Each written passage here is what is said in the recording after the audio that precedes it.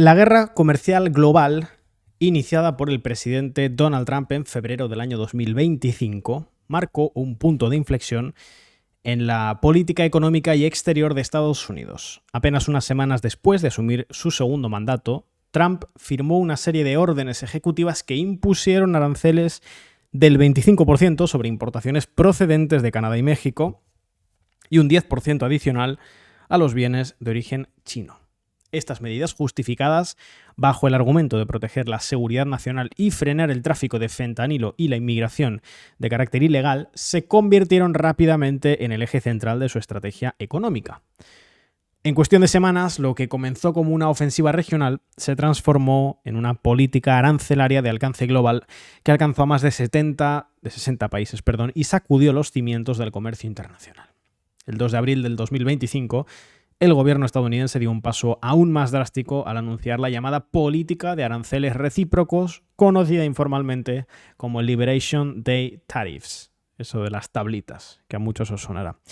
Con ella, Washington impuso una tarifa base del 10% a casi todas las importaciones del mundo, además de tasas mucho más elevadas entre el 25 y el 125% para naciones consideradas competitivamente desleales. Esto es una cita o un concepto textual, extraído textualmente. Entre ellas China, la Unión Europea, India y varios socios asiáticos.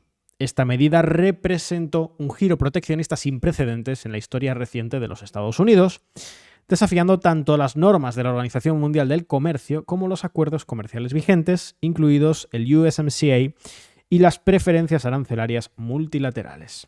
Las consecuencias no tardaron en sentirse y en apenas 3 meses las tensiones comerciales escalaron a niveles que recordaron a las guerras arancelarias de principios del siglo XX. Los países afectados respondieron con represalias, denuncias ante la OMC y negociaciones de urgencia. A nivel interno, las empresas estadounidenses se enfrentaron a un aumento abrupto de los costos de importación y a un mercado internacional, pues francamente más incierto. Aunque los ingresos por aranceles federales crecieron de forma notable, superando los 120.000 millones de dólares hasta julio del 2025, los analistas señalaron que la política estaba generando más distorsiones que beneficios. Esto lo escribía nuestro compañero Jorge González, que además tiene numerosos textos en la página web hablando de este segundo mandato de Donald Trump, su variable comercial, pero no solo su variable comercial, que todos los tenéis evidentemente en la página web en descifrandolaguerra.es. Y hoy vamos a hablar sobre la guerra comercial de Trump, los 8 meses de guerra comercial de Trump que han dado la vuelta, veremos hasta qué punto, algunas de las dinámicas que regían la política del comercio internacional. Así que en este nuevo capítulo del Mundo al Detalle volvemos por fin, vamos a hablar de la guerra comercial.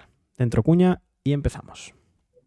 Estás escuchando El Mundo al Detalle, un podcast de Descifrando la Guerra.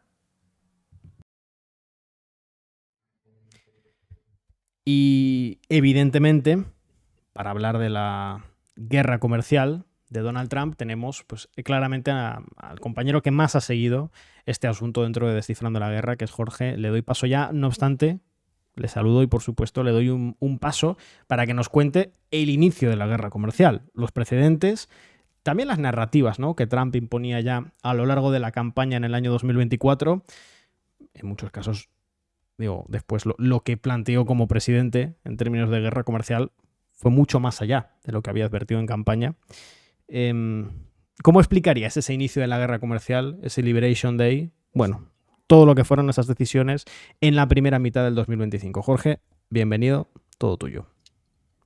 Hola Edo, hola a todos nuestros oyentes. Bueno, pues empezando por tu pregunta, yo creo que lo primero que entender es, por un lado, que si bien esta guerra comercial tiene una escala y una medida que no se puede comparar con casi nada que haya habido en el siglo XXI, de hecho, como mencionabas tú antes en la introducción, es algo más semejante a las guerras comerciales que tenemos en el siglo XX o incluso en el siglo XIX, en buena medida es una continuidad, una cierta continuación lógica de la narrativa y de las acciones tomadas por Trump ya durante su primer mandato. Bien, recordemos que ya en ese primer mandato ya había una guerra comercial con China que evolucionó hasta llegar a un principio de acuerdo que luego no llegó totalmente a desarrollarse, pero que además marcaría un punto de inflexión, porque durante el periodo de Biden también se mantendrían algunas de estas medidas impuestas por Trump de restricción al comercio con China y se impondrían otras nuevas. Recordemos, por ejemplo, esos famosos o infames aranceles del 100% en los vehículos eléctricos chinos. O también las restricciones, aunque luego hablaremos de esto, porque restricciones es algo particularmente relevante, a la exportación de tecnologías y relacionadas con la producción de semiconductores o de los propios chips por sí. Pero bueno, pues centrándonos por ahora en lo que es la propia gran guerra global comercial, ese Liberation Day, que tanto le gusta decir a Trump para referirse al 2 de abril de 2025, pues bueno, vamos a dar algunos datos. Ese día se anunciaron aranceles a aproximadamente algo más de 60 países. En el largo de 2025 se han aplicado aranceles, eso, más o menos 60, entre 60 y 70 países. Hay un total, en la fecha de, bueno, en el momento que estamos grabando este directo, se han alcanzado 9 acuerdos o principios de acuerdo o treguas en lo referente a los aranceles que se impusieron en esos días.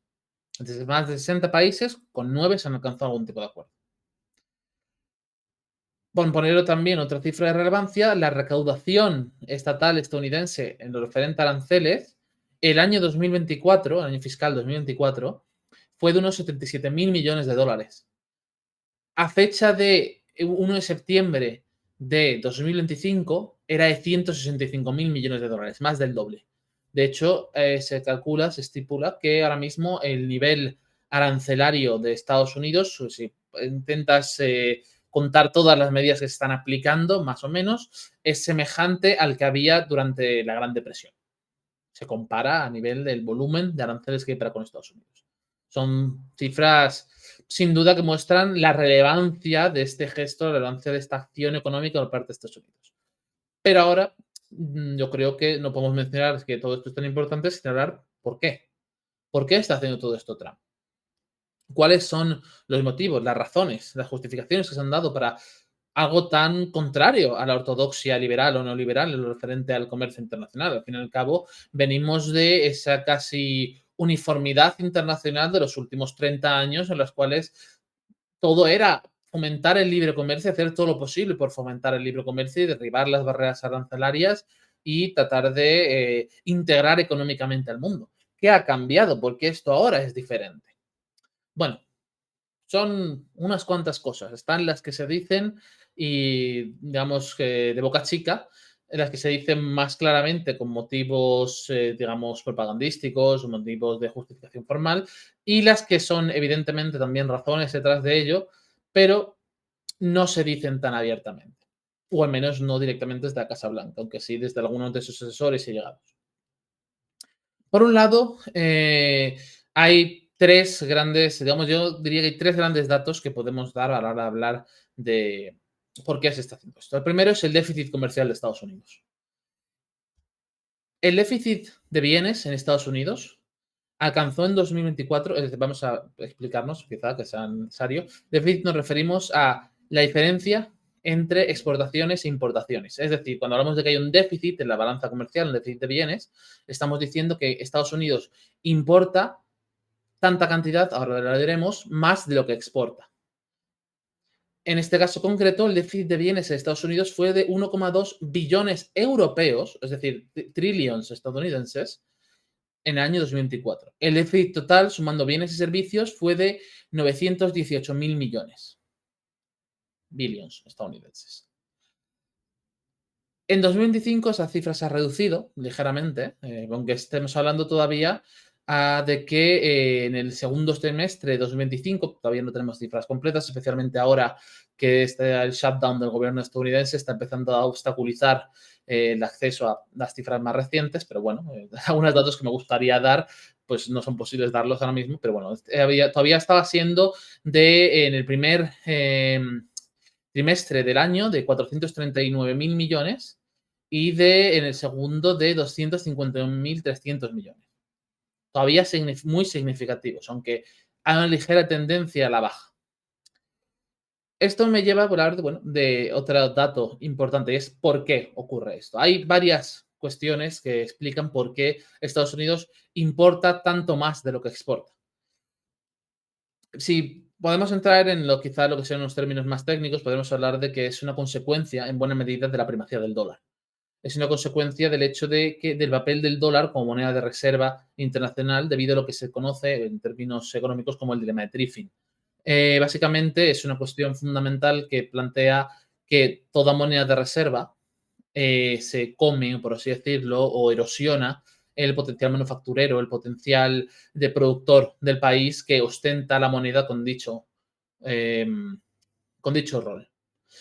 Esto podemos explicarlo quizás de una manera más fácil si planteamos que una moneda de reserva es la moneda que se utiliza principalmente para llevar a cabo las transacciones comerciales a nivel internacional, no solo por parte de Estados Unidos, sino por parte de todos los países del mundo, efectos prácticos. El dólar representa ahora mismo, bueno, tenemos las cifras recientes que también dan un paso un poco peculiar. En 2024, vamos a ir con esa cifra, en torno al 58% de reservas internacionales.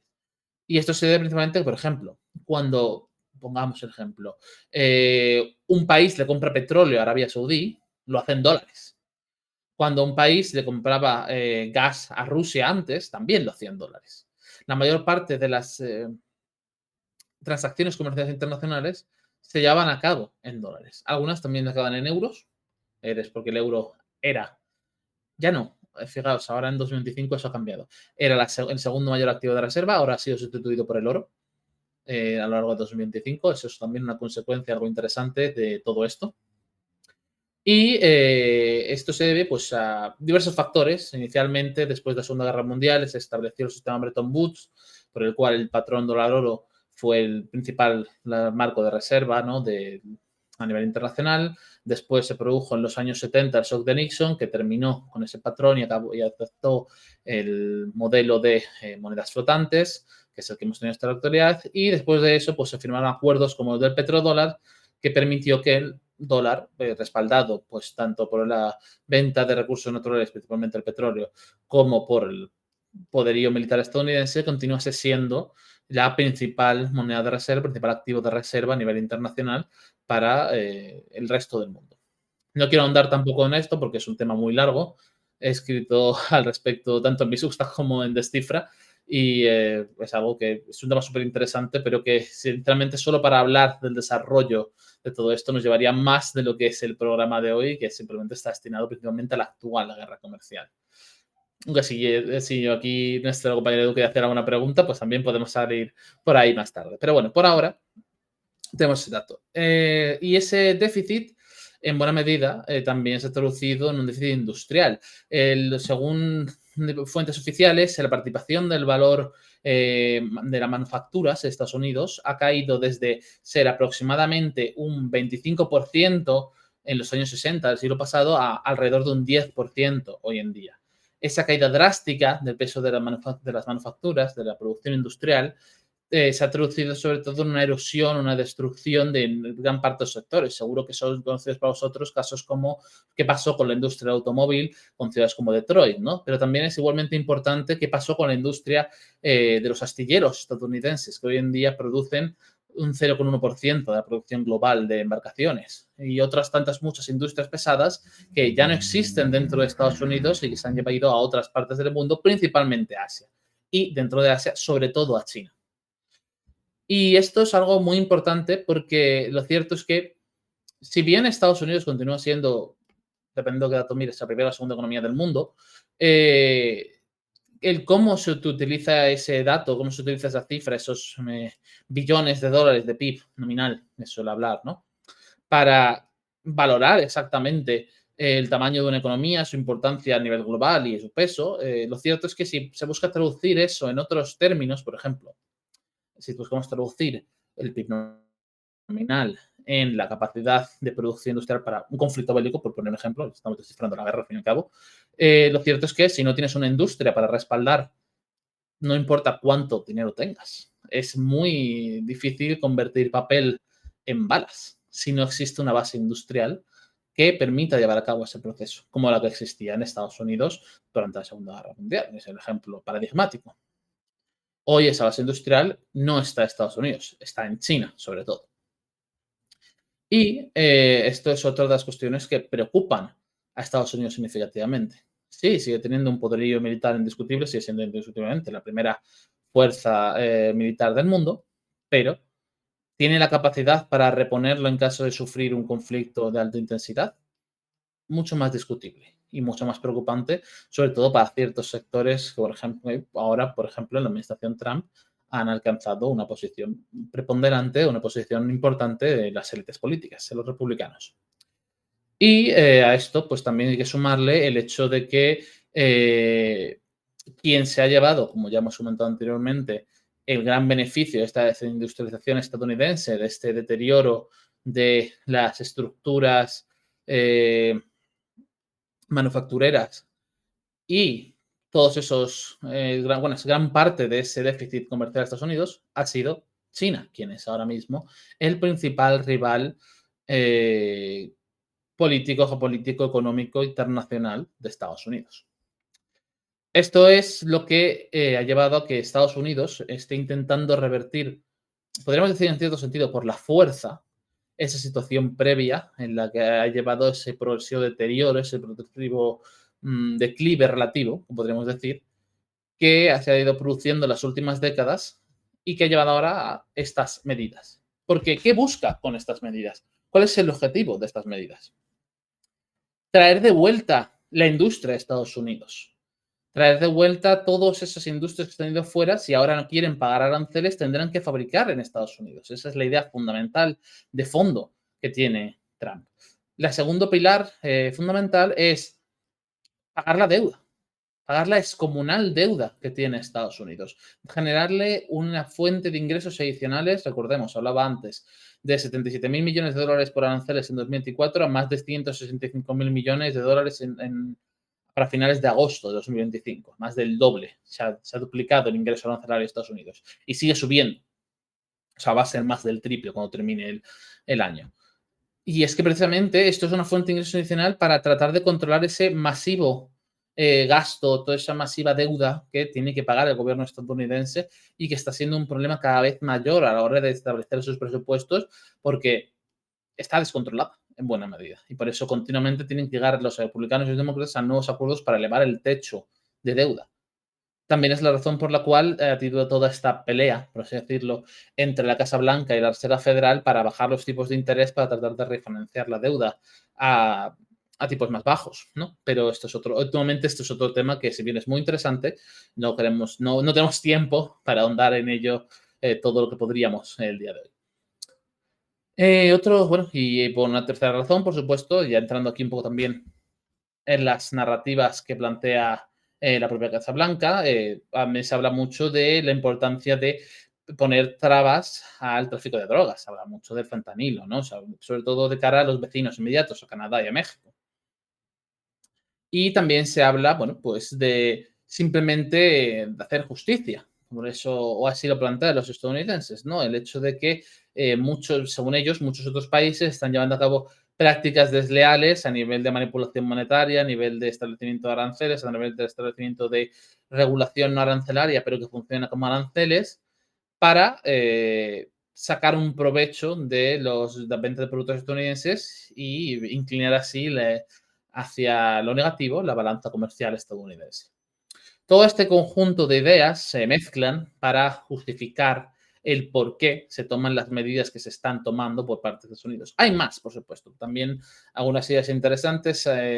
Decía Steve Miran, que era presidente del Comité de Asesores Económicos de Trump y ahora parte del Consejo de la Fed, que también esto podía tomarse, sobre todo de cara a las medidas para con aliados, como un cierto pago por parte de los países socios, aliados, amigos, a cambio de la defensa estadounidense, del gasto militar estadounidense y de todo el papel que tenía Estados Unidos en la protección y la seguridad del orden internacional. Eso es un argumento que también se ha dado en los círculos de la actual administración Trump, entre otros. Para que os hagáis una idea de en qué términos estamos hablando. Una cuestión que preocupaba mucho y que es algo bastante relevante en los últimos meses ha sido el tema de la consecuencia de los aranceles. Al fin y al cabo, la tradición económica neoliberal, sobre todo, y la liberal tradicional en realidad, hablan de que los aranceles no son algo mayormente positivo, son algo, de hecho, todo lo contrario, es negativo. Se busca precisamente eliminarlos para el crecimiento económico, para fomentar el comercio internacional y todas las buenas consecuencias que tiene esto. Y por ello se hablaba, por ejemplo, de que los aranceles son inflacionarios, que pueden provocar una subida de precios en Estados Unidos. Básicamente por el hecho de que si elevas la barrera para entrar a Estados Unidos, los que busquen vender elevarán los precios y todo acabará repercutiendo en los consumidores estadounidenses. Por ahora, lo cierto es que la inflación no ha subido tanto como muchos esperaban, porque ya había una perspectiva de progresivo incremento de la inflación, pero el último dato, que fue el de agosto, estaba en torno al 2,9%, así que no en el referente respecto al año anterior. Y bueno, no veremos cómo continúa evolucionando esto hacia el futuro, pero desde luego por ahora no parece estar dándose los escenarios más preocupantes que muchos de los críticos por motivos puramente económicos de las políticas de Trump estaban contemplando inicialmente. Otro problema, es una cuestión ya muy diferente, es cómo va la imagen de Estados Unidos en el mundo respecto a todo esto, ¿no? Porque al fin y al cabo son unas medidas bastante punitivas con aliados y con enemigos por igual. Y esto vamos ahora a hablar un poco en la siguiente parte, que es qué acuerdos ha habido hasta ahora, ¿no? ¿Qué acuerdos se han firmado? Como decía antes, no muchos. La respuesta es que no muchos. El primero que se firmó en mayo, los primeros que se firmaron en mayo de 2025 fueron con Reino Unido, que fue un acuerdo en principio, ni siquiera fue un acuerdo pleno, fue un marco de acuerdo, por el cual se llegaron a ciertos acuerdos referente a los porcentaje de vehículos que podían proceder de Reino Unido para con Estados Unidos, que tendrían un arancel del 10% y el excedente al 25%. Y acuerdo también para cooperación, abastecimiento aeroespacial y negociaciones sobre acero y aluminio. Un acuerdo en principio que nuevamente no revierte otras medidas más amplias que había tomado Estados Unidos. Es importante señalar esto. Ningún acuerdo, ninguno de los que se ha firmado hasta el día de hoy han devuelto la situación a como estaba antes de este día de la independencia económica. Todos y cada uno de ellos mantienen como mínimo un 10% de aranceles. Como mínimo. El siguiente caso paradigmático, por una parte podemos hablar del de China, ¿no? Porque realmente aquí no hubo un acuerdo. Lo que hubo fue, tras un intercambio, por así decirlo, de golpes, en los cuales elevaron ambas partes en declaración, ¿no? Que luego nunca llegaron a tramitarse plenamente, los aranceles por encima del 100%, se llegó a una tregua de 90 días en mayo de 2025, que luego fue prorrogada otros 90 días en agosto, pero luego hablaremos de China en detalle, porque es el caso más interesante, probablemente. Luego ha habido acuerdos con Vietnam, acuerdos con Indonesia, con Filipinas, con Japón, un acuerdo político y un marco conjunto con la Unión Europea, que también es un caso interesante que luego ahondaremos en mayor detalle. Y actualmente ha habido un acuerdo, el último que ha habido ha sido un acuerdo preliminar con Corea del Sur, que fue a finales de julio. Este acuerdo preliminar, que todavía tenía los detalles en negociación, redujo los aranceles al 15%, para que veáis. Nuevamente, no es que los elimine, simplemente los reduce del 25% amenazado al 15%. Así que es importante entender esto. No hay una vuelta al statu quo antebellum, ¿no? No hay una vuelta al statu quo anterior a abril 2025. Hay suavizados, en el mejor de los casos, de lo que hemos tenido en marcha. También hay en marcha negociaciones ahora mismo con India, que van en principio avanzadas. Yo tengo mis dudas al respecto de algunas cuestiones, porque India es un caso más complicado también por el papel de su relación con Rusia, porque aquí se mezclan, y aquí es importante, todos estos aranceles no son solo los aranceles, digamos, por razones más puramente económicas, sino también hay muchos aranceles políticos.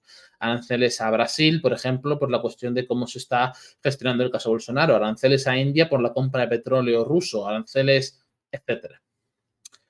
Bueno, son más recientes, creo, de ayer mismo. No sé hasta qué punto esto es algo bueno de decir en un detalle, ¿no? Pero los aranceles de ayer mismo a Colombia por esa disputa entre Trump y Petro. Eso es otro caso paradigmático, ¿no? De estos aranceles más políticos. Así que estamos en un escenario muy complejo a la hora de planear, planificar o interpretar cuál es el estado actual de la situación comercial. Es algo muy fluido y nuevamente distante a lo que existía previamente. Volviendo, bueno, y centrándonos ahora más en los casos quizá más interesantes, los 3 casos modelos a cierto punto. Por un lado, podemos hablar de Canadá y México. ¿Por qué hablamos de Canadá y México primero? Porque Canadá y México, aparte de ser los 2 países que conforman junto con Estados Unidos el USMECA, el antiguo NAFTA, ¿no? Son países que ya tenían aranceles antes del Día de la Independencia, que ya digamos habían sido en parte laboratorio de pruebas, en parte socios privilegiados, en cierto sentido, dentro de todo el nuevo marco arancelario que estaba planteando Trump. El segundo caso que vamos a ver un poco más en detalle también es el de la Unión Europea y el tercero el de China, porque como digo son los 3 particularmente interesantes. Vale, lo referente al caso de Canadá y México. Canadá y México tuvieron aranceles desde el 1 de febrero de 2025, que hubo órdenes ejecutivas para imponer aranceles del 25% en la mayoría de las importaciones de Canadá y México, salvo para el petróleo y energía de Canadá, que se ponía un arancel del 10%. Motivos declarados: lucha contra el tráfico del fentanilo, inmigración ilegal y déficits comerciales. La combinación de las 3 cosas. Es muy interesante hablar de cómo Trump tiende a hacer una mezcla siempre que puede, de todas sus políticas para justificar cada una de sus acciones. Todo es por varias cosas conjuntas, nunca es por un tema en concreto. Eso siempre hace más complicado a veces entender el marco en el que se está moviendo una cierta negociación y además da lugar a esos bandazos que hemos podido llegar a ver a veces según qué circunstancias.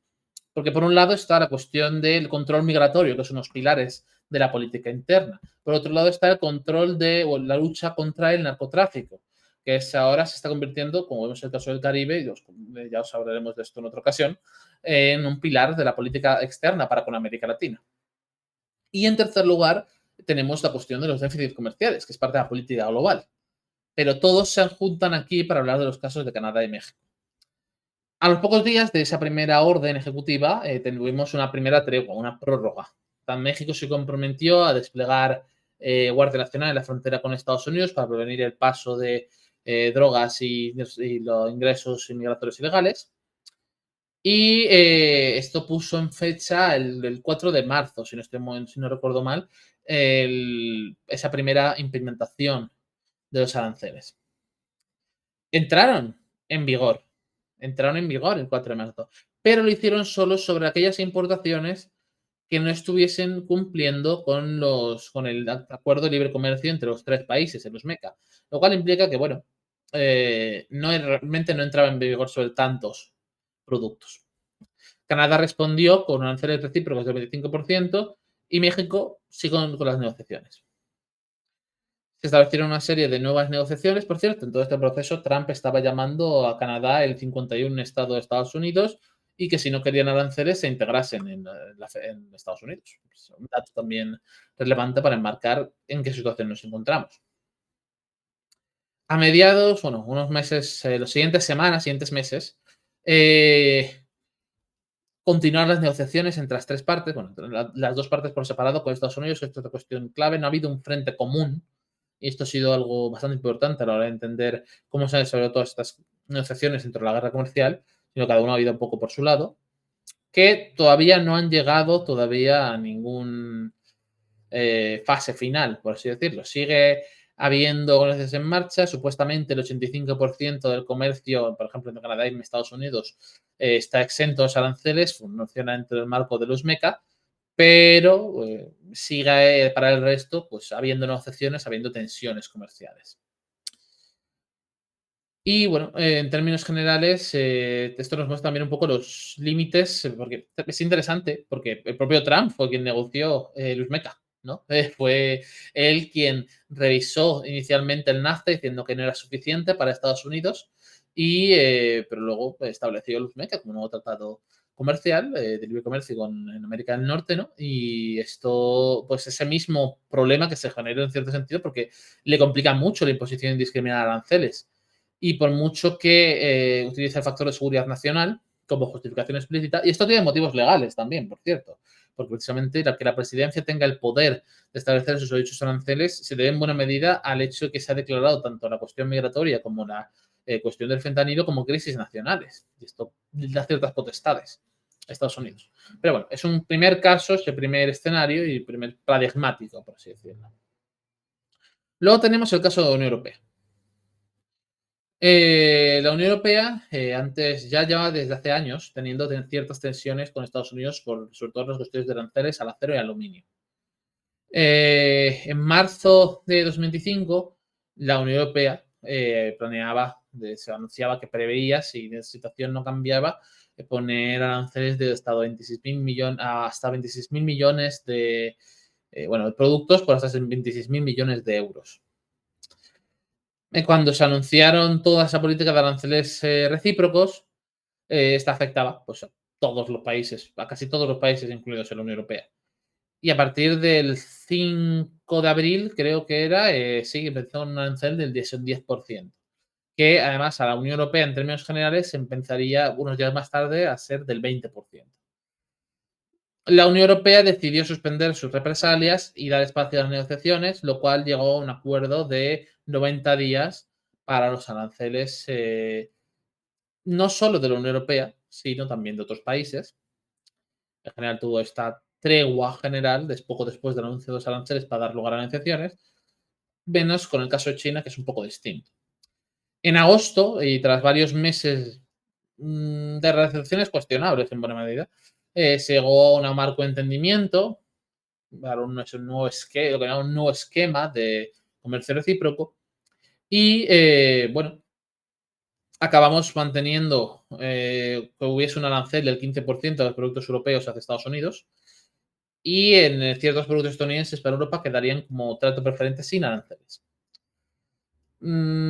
Esto generó cierta polémica porque también este acuerdo conllevaba un compromiso de inversión muy significativa dentro de Estados Unidos por parte de la Unión Europea y nadie tiene muy claro si esto es posible siquiera que se produzca, si tiene la Unión Europea la autoridad suficiente para anunciar inversiones de este tipo y si, en general, este marco acuerdo va a llegar a ningún sitio al final. Sigue en marcha. De hecho, veréis que esto se repite mucho. De hecho, sí, ha habido acuerdos, pero ninguno ha resuelto la situación. Crean nuevos status quo temporales que continúan siendo revisitados una y otra vez. Esto, en buena medida, es por diseño, ¿no? Esto no es algo, digamos, que no sea voluntario por parte de Estados Unidos. Al fin, le da mayor margen de maniobra, mayor margen de negociación y de presión en distintos momentos. Oye, no estás cumpliendo el acuerdo, yo sí estás cumpliendo, necesito que hagas esto otro, o si no, tomaremos medidas de represalia. Es un poco la situación en la que estamos. Y bueno, ya para ir terminando, quiero hablar un poco de la situación de China, porque es la más relevante, porque al final está en el centro, en el eje de toda la cuestión de la guerra comercial. Básicamente, China fue también uno de los que tenían aranceles antes del Día de la Liberación, aranceles del 10% que se impusieron a principios de febrero, que se sumaban por encima de los ya existentes. Esto ocurre mucho con los aranceles chinos, ¿vale? Son aranceles que se aplican sobre aranceles existentes y aranceles preexistentes. Al final nadie tenía, me acuerdo que en los días que anunciaron los aranceles más grandes no teníamos claro el número en absoluto porque había tantas sumas de aranceles sobre aranceles que era en plan, ¿cuál es la cifra que supuestamente estamos manejando? Caótico, muy caótico. Pero bueno, como decía, inicialmente aranceles de un 10% sobre los preexistentes, que no eran pocos. China respondió con aranceles sobre productos agrícolas, petróleo, gas y restringiendo ciertas licencias de importación a Estados Unidos. Cuando llegó el Liberation Day, le pusieron un 34% adicional a los aranceles chinos. Voy a tratar de decirlo de memoria, pero son muchos aranceles. En los siguientes días, China también respondió. Y esos aranceles subieron primero al 84% y luego hasta el 125%. Tras subirlos por encima del 100% y darse cuenta de que eso implicaba fundamentalmente suspender el comercio bilateral, se llegó en mayo de 2025 a una tregua. Se reducían los aranceles al 10% inicial durante 90 días y se comenzó pues un proceso largo, muy largo, de negociaciones. Estas negociaciones fueron en junio en Londres, que supuestamente alcanzaron un primer acuerdo de entendimiento preliminar, que postergaría posteriormente acabarían postergando otros 90 días las negociaciones comerciales. En agosto fue esa prolongación de 90 días.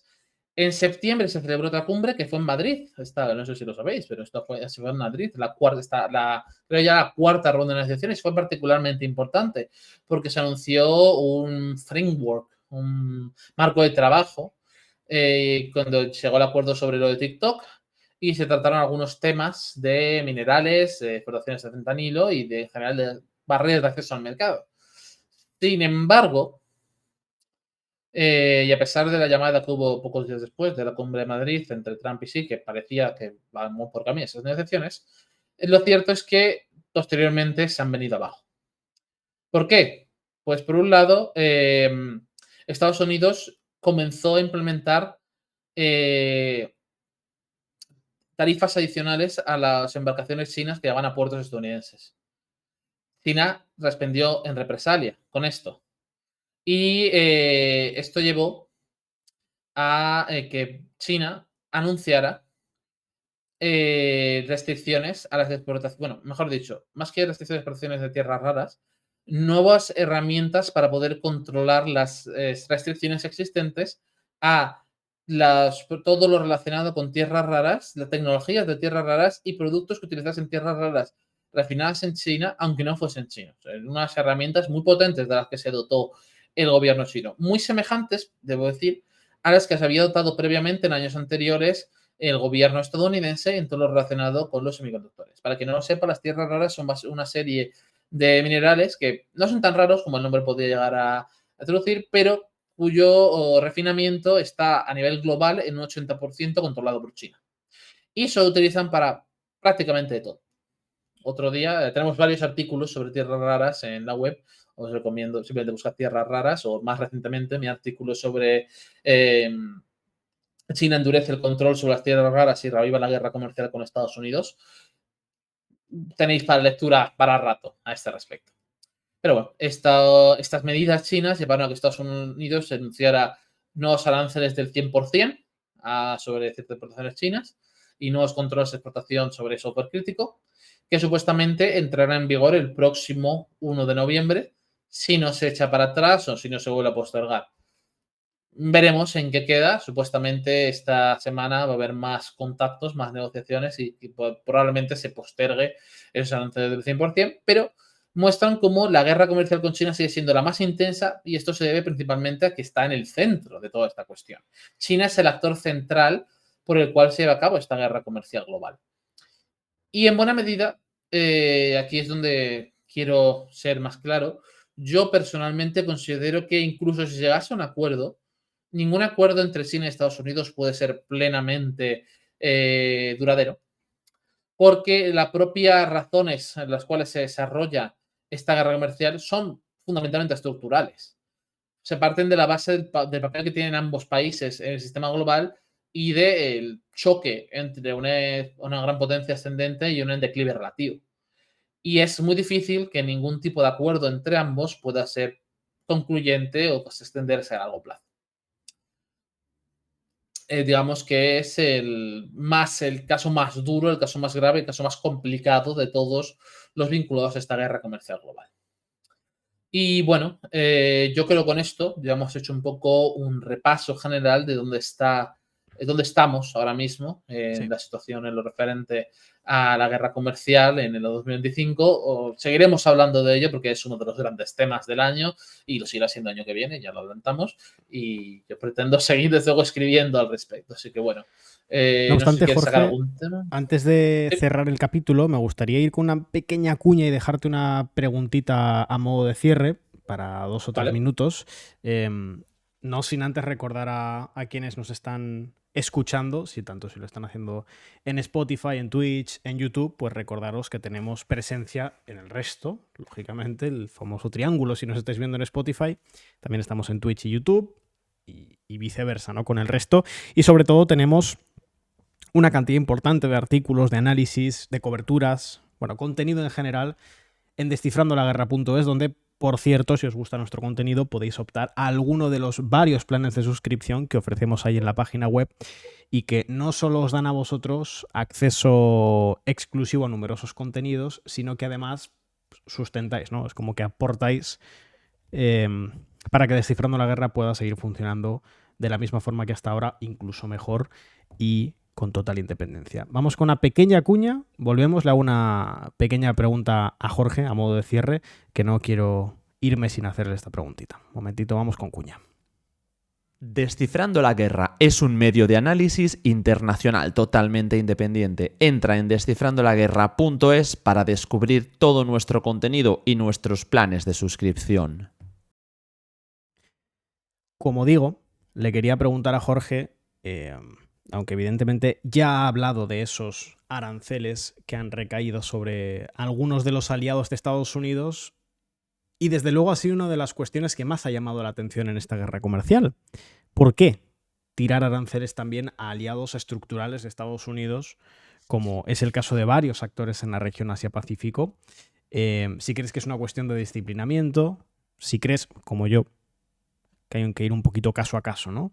Pero que en general sí que hay una idea por parte de Estados Unidos, también con la Unión Europea, de limitar el potencial de algunos de sus aliados de consolidarse como competidores económicos a largo plazo de Estados Unidos. Así, pincelada rápida, ¿cómo describirías esos ataques arancelarios que Estados Unidos ha hecho contra aliados orgánicos del propio Estados Unidos a lo largo del mundo? Yo creo que hay dos razones, quizá tres fundamentales. La primera, el caso de Rusia nos muestra, fíjate, vamos a salir un momento a tangente, pero el caso de Rusia muestra que en la economía globalizada e interconectada que tenemos hoy en día, aranceles solo centrados en el país específico no son suficientes. Tienes que fundamentalmente establecer un sistema de aranceles o sanciones económicas secundarias que afecte a todo el mundo. Lo digo ¿por qué? Porque hemos visto con Rusia, el petróleo ruso específicamente. El petróleo ruso, cuando no se vende desde Rusia, se vende desde Indonesia, se vende desde Malasia, se vende desde Kirguistán, se vende desde Georgia o de donde sea. Y es que precisamente estas limitaciones, estos límites prácticos realmente que tiene todo sistema de sanciones o aranceles, es precisamente que hay canales secundarios. China puede venderle a Vietnam para que Vietnam le venda a Estados Unidos. Pueden crearse empresas pantalla en países terceros e intermediarios. No es suficiente si lo que quieres es atacar el núcleo del problema económico y comercial con ir solo al país que te preocupa. Tienes que atacar, por así decirlo, al sistema en su conjunto. Tienes que poner barreras al sistema en su conjunto. En segundo lugar, estoy parcialmente de acuerdo con lo que dices. Hay un objetivo de control parcial sobre otros socios y aliados. Esto es, por ejemplo, la idea que mandaba Mirán de aquí muchos países han beneficiado históricamente de que Estados Unidos ponga, por así decirlo, el peso militar, pero no nos han dado lo que nosotros consideramos suficiente para lo que nosotros invertimos. Por lo tanto, aquí estamos, hay que cobrarles algo al respecto. Pero al mismo tiempo también pienso que es un poco un intento desesperado de Estados Unidos por tratar de remontar su situación. En tanto en cuanto la caída drástica de la producción industrial requiere ser indiscriminado con amigos y enemigos si quieres verdaderamente remontarla. Puedes dar unos términos más suaves a los aliados que a los enemigos. De hecho, hay que ver simplemente la lista de con quién sí se ha llegado a acuerdos. Con Filipinas, con Japón, con Reino Unido, con la Unión Europea. Pero si lo haces es porque estás dispuesto a ofrecer unos términos y sacar algo al respecto, sobre todo promesas de inversiones multimillonarias en Estados Unidos. Yo creo que esta es la verdadera clave. Si Estados Unidos quiere tratar de revertir por la fuerza su situación, su proceso de desindustrialización, su proceso de su mala balanza comercial, no puede distinguir prácticamente entre aliados y enemigos más allá de dar unos términos relativamente más favorables. Y si tuviera que poner algo más sobre la mesa, una idea más, yo creo que también hay que ir caso por caso. Hay que ir claramente caso por caso. La Unión Europea no es tan problemática a nivel, de hecho, la balanza comercial con la Unión Europea no es particularmente mala para Estados Unidos en comparación con otras.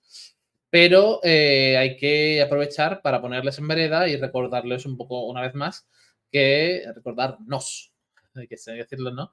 En qué situación, cuál es la relación, cuál es el balance en la relación transatlántica. En el caso de Japón y Corea del Sur, estamos hablando de algo mucho más estrecho, porque Japón y Corea del Sur sí que tienen industrias que Estados Unidos quiere recuperar. Y por eso hay que mirar caso por caso, tratado por tratado, y ver exactamente el papel que cumple cada país dentro de la red que ha tejido Washington. Yo creo que si sumamos todo esto, podemos dar un poco respuesta a esa pregunta que tú planteabas, Edu. Pues con esto cerramos este nuevo capítulo del Mundo al Detalle. Gracias a todos por haberlo visto. Recordad, si nos estáis viendo en YouTube, suscribiros, marcar la campanita, darle al like.